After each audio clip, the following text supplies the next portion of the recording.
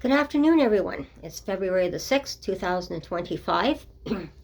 This is going to be one of my longer videos, and as you can see from the way I put the title up, I've definitely want people to understand what I mean by cooler heads prevail on the title, and long explanation. I've written out quite a long explanation to things of what I feel, my opinions, and that what's happening right now. And I think it's important people understand, and especially when I get a certain comment which from a viewer, and I'll explain that later as well in the video.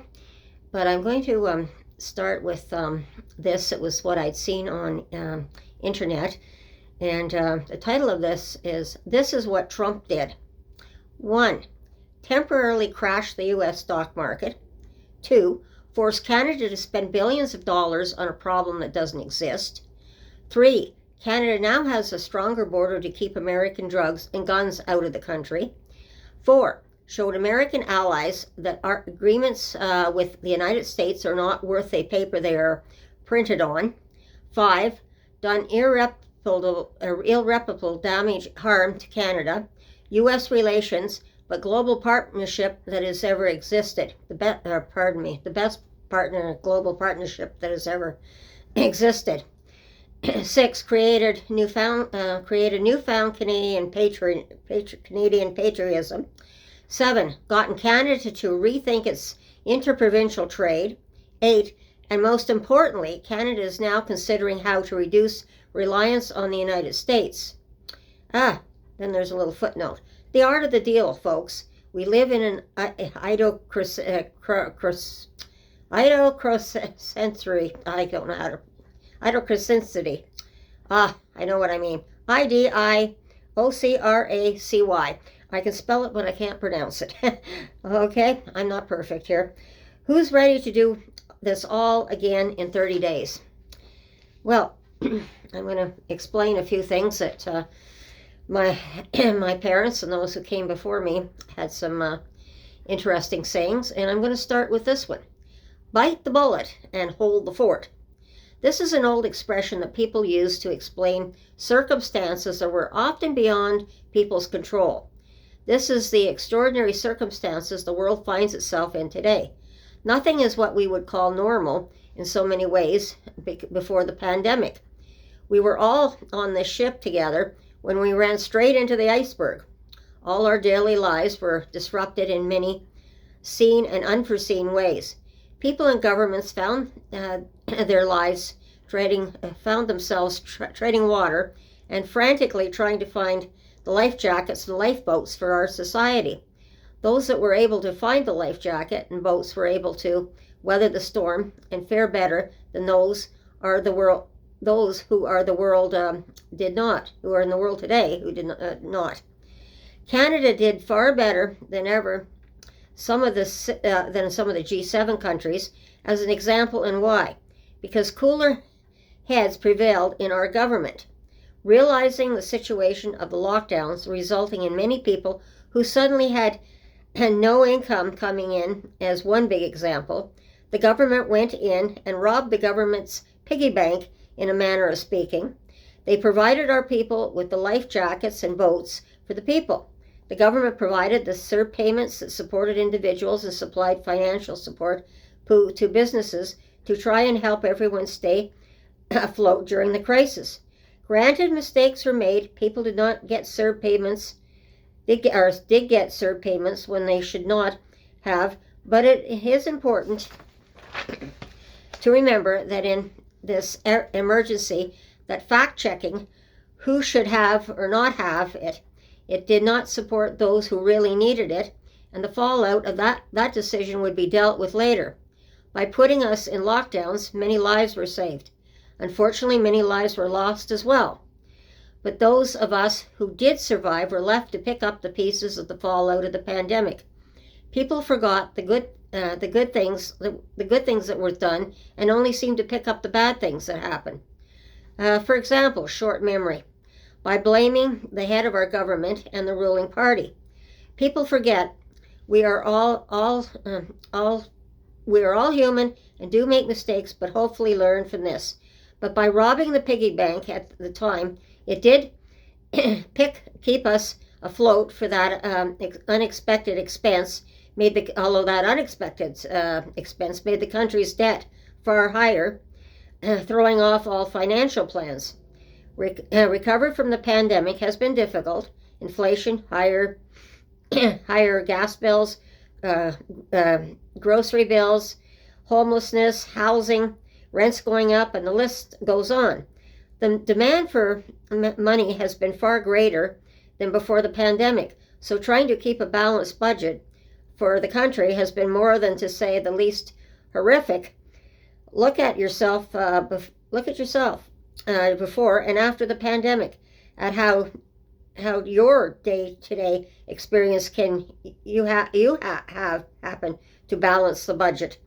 Now, unless you are rich, or win the lottery, of course. I mean, I think everybody would like to be that, or have a money tree in the backyard where you could just go out and pull $1,000 bill off the tree. Perfect way of living. No problem. We wouldn't be in this boat. That, for me, is a daily uphill battle, and it is, because I don't have that money tree. But I'm not, just a minute here. I got the wrong. By scraping by is much better than the alternative. We are all feeling the pinch, but we are all in the same boat, and if we all pull together and row the boat together, we will all survive together. So we will all need to commit to each other to all row the boat together for the long term. Short term, as I have said in previous videos, it took 3 years of instability to get here, for one, and it will take several years to get out of the fallout. But what I see, and what I am putting up on my videos, I see hope in the right direction. However, the present political fallout and what's happening around the world and our neighbors to the south, monstrous wrench has been thrown into the mix and clogged up the wheel. It is going to take a lot of oiling to unclog it. Everyone has to do their own part, as well as row together with each other. Just never give up hope. History always, in some way or another, repeats itself, and together we find a way out. This is the human spirit at its best. Teamwork, love, compassion, humanity, trust, courage, all this and more that we all embody helps us to weather the storm. When we come together and speak as one for the good of all, then we all dazzle and shine brightly in the name of humanity and in the spirit of the great Creator. I also am writing this as not only my own opinion, but in response to a comment from of a person who sees my channel here. Sorry, I wrote this rough, so you can tell. And a minute. I'm not going to go fully into details of the comment. However, this person and I have very strong political differences on each side of the fence. And the comment on what is your point on my video on Christine, our CMP release video at the borders. I am not sure this person is capable of understanding my point. This video is my response to that person, as well as to all my viewers. The pandemic has left us with so many broken and frayed links in the chain. It's very overwhelming to all of us. Well, we all feel lost in the sea, and and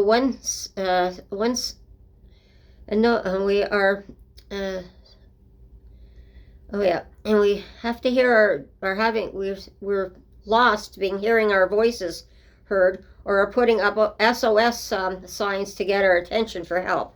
That's not working, whatever we seem to be doing, and sometimes it is, but my videos are showing that it is slowly working as well, so I wanted to let you know that. The videos over the last 2 years I've put up are showing the slow but steady progress being made. That's what I'm saying here. However, we just ran into a few more icebergs in the form of elections. Sorry about that. Been a long day. Trump wanting us to become the 51st state, plus tariffs. These diversions are are drawing our attention at the immediate problems at hand. So I'm going to come back to the first part of my video. This is what Trump did. 1. Almost crashing the stock market really woke people up. 2. Spending more money to protect our border when this was already being talked about with former President Biden. Okay, I think this was a comment on my videos that upset my viewer about what's the point. To that person, they may have taken it as a political comment when I was stating it was a known fact. 3. Our border is certainly more secure due to both former President Biden and the unnecessary threats of now President Trump, as shown in the RCMP releasing the video. It shows them working at the border and how hard we're doing the job. 4. As well as our allies and the world that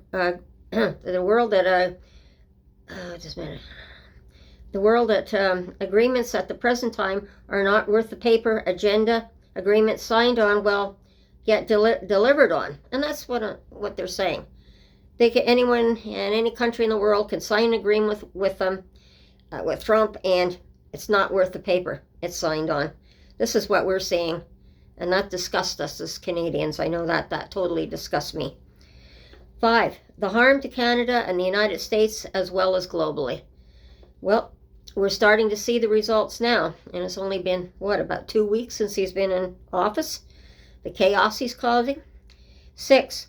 The fact that newfound Canadian patriotism has been refound, not lost, and the fact that we are not going to let us be the 51st state. This is the Canadian spirit I grew up with and understood how this works. Trump just rewoke Canadians. This always brings the best out in Canadians and newfound hope for the future. This is one iceberg we will row together to avoid the iceberg at all costs.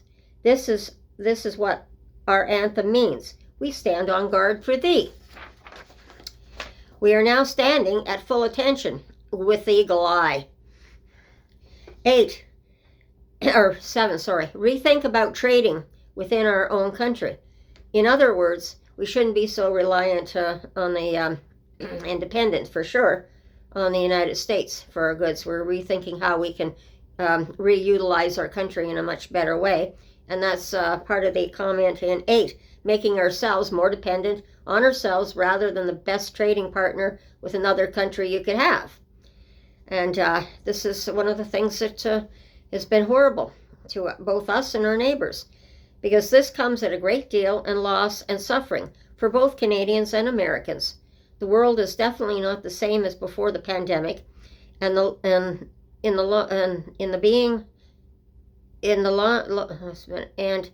long being to the end of what the future holds. And what is the future going to hold in the end after this happens, or whatever is happening to us now, and how far does it go? We have no answers for that. So what does the future hold for us? It's time everyone waking up to the storm and what it may hold. I only hope that both Canadians put this storm behind us, and one day, once again, that both Canadians and Americans can come on both sides of the border and stand once more, shake hands across the border in peace, respect, and eternal gratitude for what we have together in this friendship and bond that was first formed over 200 years ago. To make this happen, Canadians must find a way to row together for our country, and the Americans need to find a way to row together in their country, as their border is becoming one big iceberg that needs to be unfrozen again. So bite. Okay, yeah. So bite. Just a minute. 6. Okay, so bite the bullet means to sometimes accept things we can't change, but it can also mean that in, for example, a political world, as it was described to me, you don't always like what you see in politics. You can peacefully protest against what you see is wrong, write letters to your politicians, and at the end of the term, you can vote. But it also comes down to, when you do vote, taking the lesser of the governing parties to run the country, which comes with less baggage. or stay the course with the same political party, even though not perfect, but in a storm already in power with present protocols to weather the storm, the present storm for the next for a few years, as past experience has proven in the same storm that was weathered before. So all of us need to go to the polls, place our X on the ballot. This is how we hold the fort steady. You don't necessarily have to change course, even if the party is not perfect. Canada is our fort, and the fort must be protected. It takes everyone in the fort to do it, as history has shown. We may be battered and bruised, but in the end game, but the end game is to be still standing together. So even though our last federal leader was not perfect and resigned, he did get us out of an iceberg when it crashed right into it. The pandemic. That's the iceberg. He got us through that iceberg. Just as a reminder, iceberg crashed into us, not us crashing into it. It was unavoidable worldwide. The iceberg was so big it crashed into us all. This was an iceberg no captain of the ship could avoid. So now is also having to elect a new party leader. We must look at a leader with a cool head, calm demeanor, can handle pressure, and as a captain steer the ship and stay course, get us out of the present iceberg we are stuck in with such political upheaval in the world, and avoiding more icebergs as well as stay in our path, and if unable to and unavoidably can pull us out. So we keep running into all these icebergs. I just wanted to say another little brief thing as well. I'm sorry I wrote this rough, so I'm having trouble reading my own writing even right now. But I also want to mention that when we came out of the pandemic, and it was a blessing that we came out, that we had a leader that brought us out of that pandemic. But he's also, the present party in power has battled this tariff battle before. They know what they're doing. And even with what happened, because he became unpopular as a leader, unfortunately, unlike his father years before him, who had to take that long walk in the snow, it was a worse long walk in the snow that he had to take to compare to his father. But what he did was right, because as soon as things started really falling apart, he made sure that he bolstered up the cabinet. He made sure that all the cabinet positions were refilled, knowing this battle was coming on the tariffs. He got Team Canada back together to deal with this situation with the United States, and definitely Trump, because this had happened before. We were able to stand up together before with it, and I'm sure we're going to be able to stand up again with us. So the point is, do we really want to change course, or do we want to stay the course? And I think, for my perspective, and not for a political perspective, it's not which party that I care for, it's which party is going to be the best to weather this. And changing gears in midstream here, and with such a long 4 years to go, this could be even, I feel, more disastrous for us. So it's not how I feel about the party itself, it's how I feel about being able to get a steady leader who can lead us through this. And having another party voted in could be even more dangerous, because they're coming into something that Trump may overpower them in, because they don't know what's being talked about. Everything's being done with the main party right now. So this is what sometimes it's better not to change things and disrupt things. Leave things the way they are till we get through this iceberg and this crisis that we're in right now. And then when it comes time to vote in another 4 years down the line, then it's maybe the right time to change gears. But not now, because we're all in serious trouble right now. And this is just my opinion and the way I look at it. And it's not a political opinion. I just see what's before me, see the details, and all I see is rhetoric and promises from the other parties. And they're not going to be able to keep their promises, because everything is upside down right now. And that's what Trump did. Promise, promise, promise. That's what the conservatives doing. Promise, promise, promise. The same thing with the NDP. Promise, promise, promise. Same thing with the Bloc. Promise, promise, promise. So it's not from a political point I'm looking at this. I'm looking at what my parents told me about common sense. Look at where the stability is. We may be in bad shape, but if we can hold off the tariffs, we can still trade, hopefully, to the south, because we have great neighbors down the south. So it's not the people that I'm against at all. But they need to come forward. They need to find out how to row their boat down there, as we're doing up here. And like I said, I would love to be able to stand at the border one day and actually share a handshake with Americans, as I did, and because I've traveled around America, and I'll have to tell you about that sometime. I know how great our neighbors are. So I'm not against our neighbors either. So I love everyone, and I'm just looking at this from a common sense point of view. And we have one leader that keeps talking about common sense. Well, I don't trust his common sense. I trust in axing the tax, and then he changes his tune, and oh yeah, well we've got to fight for so we don't become the 51st state. Well, this is not my way. I simply look at it from sit down, review everything, and look at it from a common sense point of view.